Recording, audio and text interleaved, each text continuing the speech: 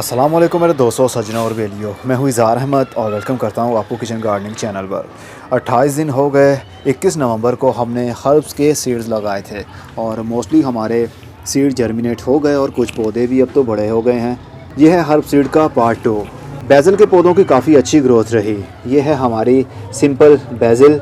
देखिए कितने गुच्छों की सूरत में इसके पौधे बन चुके हैं और इनको ट्रांसप्लांट अभी नहीं करना, थोड़ा सा और इसको टाइम देंगे। 3 से 4 पत्ते जब एक पौधे के बन जाएं तो हम इनको ट्रांसप्लांट कर सकते हैं।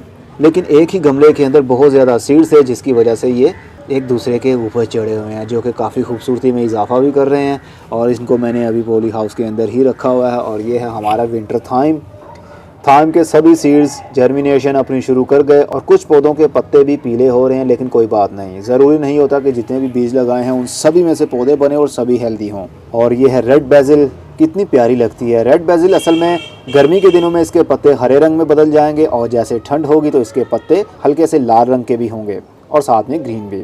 और रोज़मेरी की भी ग्रोथ हो रही है। 100% हमें रिज़ल्ट तो नहीं मिला, ये 50% इसको कह सकते हैं हम। 50% इसके सीड जर्मिनेशन अपनी शुरू कर गए। अभी ये पौधे काफ़ी छोटे हैं, इनकी ग्रोथ स्लो ही रहती है। और कैमोमाइल के भी ज़्यादा बीज जर्मिनेशन अभी शुरू नहीं कर पाए, लेकिन फिर भी ठीक है। 2 से 3 पौधे भी मेरे से बन गए तो ठीक रहेगा। इनको मैं ट्रांसप्लांट नहीं करूँगा, इनको इसी गमले के अंदर ग्रोथ करने दूंगा। और जब ये थोड़े थोड़े बड़े हो जाएंगे इनको मैं काटूँगा और इनकी कलमें लगाऊँगा। इसकी कलमें बहुत ही आसानी से चल जाती हैं। और ओरिगेनो के भी कुछ सीड ही जर्मिनेशन अपनी शुरू कर पाए और कुछ तो बहुत ही छोटे छोटे से हैं। एक भी पौधा बन गया तो एक पौधे से हज़ारों पौधे बन सकते हैं कलमें लगा कर। और ये है हमारा ऑर्गेनिक थाई बैज़िल। ये भी बैज़िल की फैमिली से है, लेकिन इसकी भी ग्रोथ इतनी ज़्यादा नहीं रही। कह सकते हैं ये तकरीबन 70 to 80% इसका जर्मिनेशन रेशियो हमें मिला है।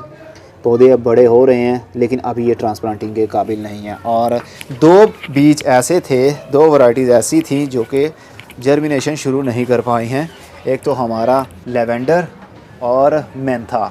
इसके अंदर मेंथोल के बीज थे, जिसके पत्ते मुंह में डाले और मुंह एकदम से ठंडा हो जाता है, वो मेंथा। इसके बीज एक भी सीड जर्मिनेशन अपनी शुरू नहीं कर पाया और ना ही लेवेंडर का एक भी बीज जर्मिनेशन अपनी शुरू कर पाया।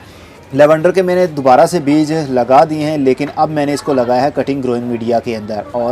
और मेंथा के भी आज ही मैं कटिंग ग्रोइंग मीडिया के अंदर लगा दूंगा, जिसके अंदर मैंने बनाकर रखा होता है। मैं दिखाता हूं आपको, जिसके अंदर मैंने बहुत सारी कलमें भी लगाई और जो सेल भी कर रहा हूँ उसी मीडिया के अंदर लगाऊंगा। इसमें है 40% कोकोपीट, 40% पत्तों की खाद, 10% सल्फ़र और 10% ही सुपर फॉस्फेट। इसको मिक्सअप करने के बाद में इसके अंदर अब मैं बीज लगाने वाला हूँ, सिर्फ ये देखने के लिए कि कटिंग ग्रोइंग मीडिया के अंदर हमें क्या रिज़ल्ट मिलता है। फ़िलहाल तो काफ़ी ठंड है और इतनी ठंड में जर्मिनेशन थोड़ी सी लेट शुरू होगी, लेकिन पॉली हाउस है, इसके अंदर टेम्परेचर कंट्रोल में तो रहता है, लेकिन सूरज ना निकलने की वजह से अंदर हीट नहीं बन पा रही। हीट तभी बनेगी प्लास्टिक के नीचे जब सूरज बाहर चमक रहा होगा, तो धूप निकलेगी तो हीट अंदर बनेगी। ये गमला बना रहा हूँ, बोनसाई पॉट बना रहा हूँ, इसके ऊपर मैं वीडियो बना रहा हूँ। उम्मीद है कि ये कल आपको देखने में मिल जाएगी। इसके अंदर हम पौधा भी शिफ्ट करेंगे। और दूसरे चैनल के लिए मैं वीडियो बना रहा हूँ कि आप लोहे को, जिसको जंग लग गया हो, उसको किस तरह आप पेंट कर सकते हैं, ताकि उस लोहे की, उस चीज़ की जिसको पेंट कर रहे हैं आप, उसकी लाइफ और भी ज़्यादा लंबी हो सके। और रस्ट को कैसे रिमूव करना है आपने। ये वीडियो मेरे दूसरे चैनल के लिए बन रही है, जिसका नाम है होम रिपेयर्स DIY। अगर आपने चैनल सब्सक्राइब नहीं किया हुआ तो लिंक वीडियो के एंड में डाल रहा हूँ, आप इसको सब्सक्राइब कर सकते हैं। अब मैं चलता हूँ, खुदा हाफिज़।